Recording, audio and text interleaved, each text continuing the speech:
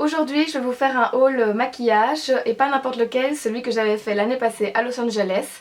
Alors oui, en fait pour les personnes qui me suivent sur Instagram, vous savez déjà que ça fait un petit temps que j'y étais, donc je ne peux même pas un peu masquer quoi. Ok, à un moment je crois que je vais mettre mes lunettes dans cette vidéo parce que c'est plus possible. Voilà.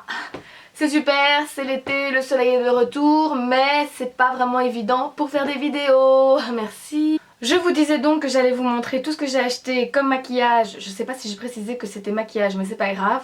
À LA l'année passée, donc si jamais ça vous intéresse, bien sûr vous continuez à regarder la vidéo. Et en fait dans toute cette introduction, j'ai même pas pensé à vous montrer les sacs. Les sacs.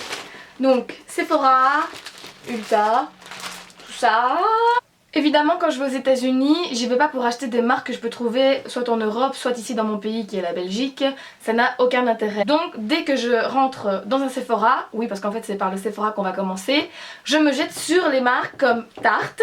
C'est vraiment hyper difficile de se la procurer, d'ailleurs je pense qu'en Belgique je suis même jamais arrivée à avoir un produit Tarte ici.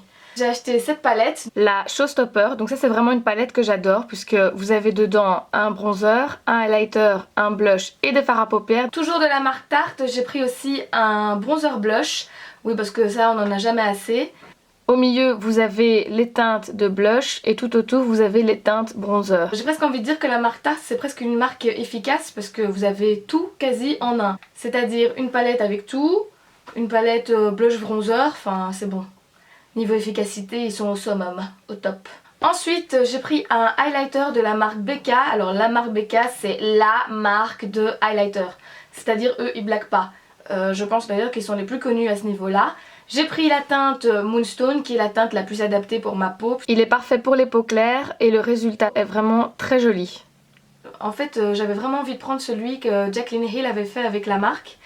Mais quand je l'ai regardé je me suis dit non lui il est beaucoup trop foncé pour moi, donc je vais plutôt prendre celui-ci. J'ai pris aussi la poudre lumineuse secrète de Laura Mercier. Ce n'est pas la poudre pour tout le visage, c'est juste la poudre en fait pour en dessous des yeux. Elle est vraiment, c'est là quand je dis, elle est vraiment canon. En fait avant j'avais un problème, c'est que j'avais toujours un effet plâtre en dessous de l'œil. Mais j'avais beaucoup entendu parler de cette fameuse poudre de Laura Mercier. Je l'ai testée et je l'approuve à fond, 100%. Celle-là, vous devez l'acheter, c'est pas possible sinon. J'avoue qu'elle est un petit peu chère, mais vraiment, elle vaut son prix. Un petit achat inutile, un mascara. Franchement, les mascaras, moi, c'est pas ce que je préfère dans le maquillage. Avec mes cils, de toute façon, je peux mettre n'importe quel mascara, il n'y a jamais rien qui va changer. C'est un mascara de la marque Buxom. En fait, ce qui m'avait attiré sur ce mascara, c'est sa brosse en forme de sablier, comme vous pouvez le voir ici. En général c'est ce qui marche, on va dire entre guillemets, le plus sur mes cils. C'est ce qui fait le plus de volume, le plus de longueur. Donc je me suis dit ah mais c'est intéressant parce qu'il ressemble plutôt au Better Than Sex de Too Faced. Donc je me suis dit je vais tester. Bon maintenant ça fait quelques temps que j'utilise et je le trouve pas forcément génial. On va dire pour moi c'est un simple mascara. Donc il en valait peut-être pas la peine. Maintenant on va passer à mes produits préférés, donc les rouges à lèvres. Le premier produit pour les lèvres c'est le Melted Metal en teinte macaron. Pour la petite histoire, je sais qu'il est disponible sur Sephora France. Croyez ma désaventure, j'ai pas voulu retenter l'expérience. C'est-à-dire j'avais commandé le macaron et j'ai reçu le péony. Je crois que Sephora France est un petit peu trompée. Et en fait apparemment toutes les personnes qui avaient commandé le péony ont reçu le macaron et toutes celles qui ont commandé le macaron ont reçu le péony. Très logique. Bref, c'était un petit peu le bordel, j'avais pas vraiment envie de voilà, recommander etc. parce que c'est vrai que pour la Belgique on tape des frais de port et autres, donc c'est gentil mais non merci. Le Melted Metal Macaron qui est en fait un rose fuchsia assez vif avec des reflets métallisés dorés et roses. Mes deux chéris d'amour, ce sont ceux-là. Ce sont les Everlasting Liquid Lipstick de la marque Kat Von D. Et ce sont pas n'importe lesquels, hein. Ce sont les Lolita. Alors les Lolita, c'est ceux que t'arrives à trouver nulle part. J'étais à la caisse, j'ai vu le petit kit. Oui, j'ai une grande histoire d'amour aussi avec les kits. Je me suis dit, ok c'est bon je les prends, je vais trop les tester. Voilà, donc vous avez le Lolita que vous pouvez voir ici. Et le Lolita 2 juste ici, donc là on voit bien la différence. Un autre produit de Kat Von D, c'est en fait un rouge à lèvres. De plus près on voit un petit peu mieux le packaging et aussi la couleur qui est vraiment exceptionnelle. C'est un joli cranberry métallisé à la texture mate. Et encore deux autres petits rouges à lèvres qui étaient en fait les nouveautés du moment quand j'y étais. Ce sont des rouges à lèvres de la marque Buxom. Encore un packaging trop sympa, donc ils sont en fait aimantés. Voilà. Oui, moi je m'amuse, hein, Génial. J'ai pris la teinte Toxic Cherry, qu'on peut voir juste ici. Et la teinte Voodoo Spice, juste ici. Donc là vous voyez un petit peu mieux toutes les teintes, parce qu'avec la luminosité j'ai un petit peu du mal à vous montrer les teintes exactes. Les voici. C'est fini pour Sephora, maintenant on va passer à Ulta. Alors Ulta, quand on regarde les youtubeurs américains, on a toujours l'impression qu'il y a blindé du Ulta partout. Ce qui est complètement faux. Comme on avait la voiture, c'est vrai qu'on a eu plus facile pour en trouver un. Qui dit Ulta, dit Lorac. Lorac c'est vraiment la marque aussi, impossible à se procurer en Europe, en Belgique, enfin... On peut peut-être la trouver sur des sites, mais je vous raconte pas les prix. Ici, ce qui m'intéressait vraiment, c'était de voir cette marque. Alors après, c'est vrai que quand je suis arrivée devant le stand, j'ai vu les palettes, les pro palettes. Je me suis dit, non Laura, c'est bon, t'as déjà full fard à paupières qui ressemble à ceux-là, donc abandonne.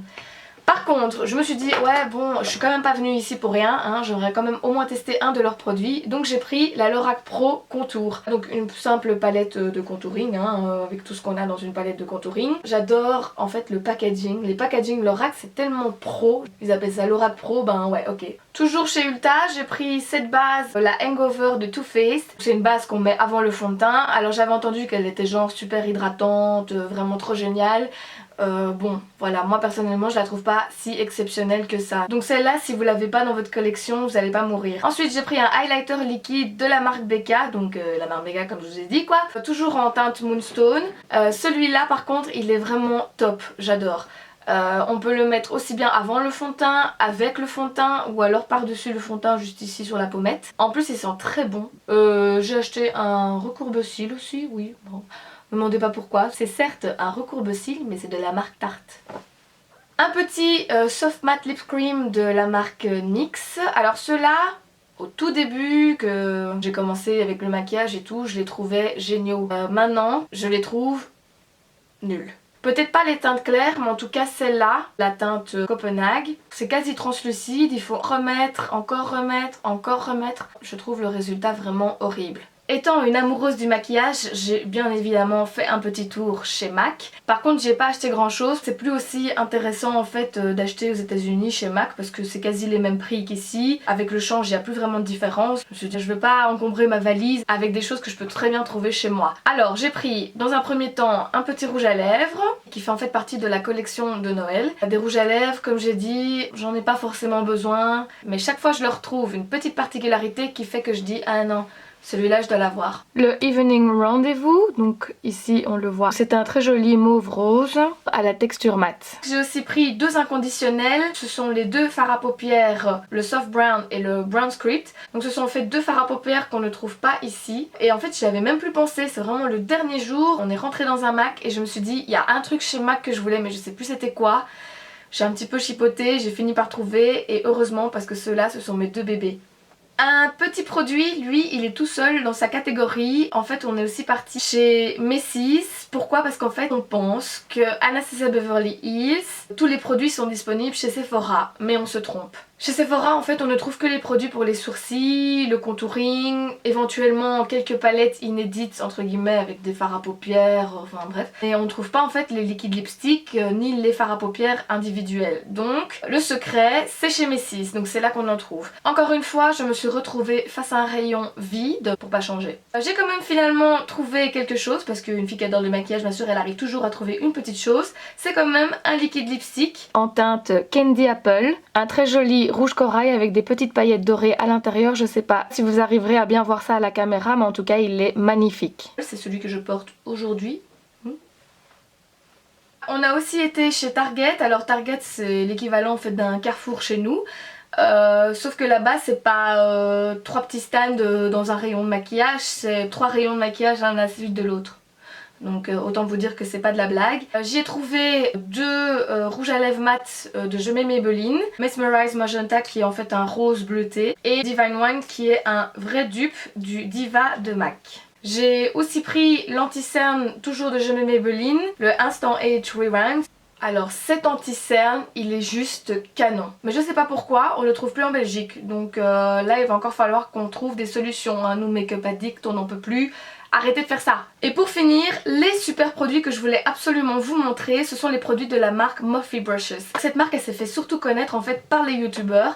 Je pense que les youtubeurs américains ils nous en parlent tous. D'ailleurs ceux-là le jour ils vont arrêter de nous parler de quelque chose parce que là j'en peux plus. Mon portefeuille il en peut plus non plus. Il y a justement un magasin de cette marque en fait à Los Angeles. Donc on s'est dit ok bah c'est l'occasion on va y aller. Sauf qu'en fait il est hyper dur à trouver parce que le GPS il arrêtait pas de nous dire mais en fait vous y êtes hein genre tu vois. Les filles vous y êtes. Mais on trouvait pas, on n'arrivait pas, on était là, on cherchait, on était là, attends, non, ok bah c'est pas là. Et finalement en fait c'est sur un tout petit parking, vous avez un petit magasin. On a l'impression qu'il est petit parce qu'après quand on rentre dedans ben il est vraiment comme sur les photos. On a plein de pots avec des pinceaux, plein de palettes, le paradis du maquillage comme d'habitude. Finalement pour notre plus grand bonheur on a fini par le trouver. J'y ai pris bien entendu des pinceaux puisque c'est surtout pour ça qu'ils sont fait connaître. Je trouve vraiment que ces pinceaux sont vraiment équivalents à la qualité de ceux de MAC. Pour le prix par contre ils sont pas du tout pareils puisque ceux-ci sont quasi 3 fois moins chers. En vrai j'ai pas vraiment fait le calcul hein, mais bon je fais genre. Donc j'ai pris surtout des pinceaux pour les poudres, pour le bronzer et le contouring. J'ai pris un petit duo fibre, ben, peut-être pour appliquer des matières liquides comme les highlighters liquides. 2 pinceaux pour les yeux, un pour estomper et un pour le creux de paupière. Je dois dire depuis je les ai déjà utilisés, je les ai déjà nettoyés et ils sont toujours nickel. Alors la marque elle est aussi connue en fait pour ses palettes de fard à paupières. J'en ai pris 2. Oui j'ai craqué pour celle qui était à ce moment là la plus en vogue, qui était en fait la 35O. Je m'attendais pas du tout en fait à la voir et quand j'ai vu dans le magasin Back in Stock je me suis dit ok là c'est sûr je la prends. Alors la voici. Donc voilà je la trouve vraiment magnifique. Donc je pense 35O c'est pour dire orange je pense. Les tons sont assez orangés, c'est parfait en fait pour les yeux verts. Comme les miens. En ce qui concerne la qualité des fards, toujours aussi magnifique. Par contre c'est vrai qu'il y a un petit défaut, c'est quand vous utilisez les fards à paupières il faut vraiment enlever l'excédent des pinceaux parce que sinon vous en avez partout en dessous des yeux. Mais bon pour une palette qui coûte entre 20 à 30 $, je vais vraiment pas me plaindre. Je me souviens plus vraiment du prix donc, mais c'était dans ces environs là en tout cas. Et la deuxième c'est la palette en fait de Jaclyn Hill qu'elle a fait avec la marque. Je la trouvais aussi très jolie donc je me suis dit bah pourquoi pas la prendre, encore une fois pour le prix je me suis pas privée. La qualité c'est pareil, elle a également le même petit défaut, mais encore une fois, les teintes sont vraiment géniales. Voilà, c'est tout pour mon haul from LA. On se retrouve bientôt pour une prochaine vidéo.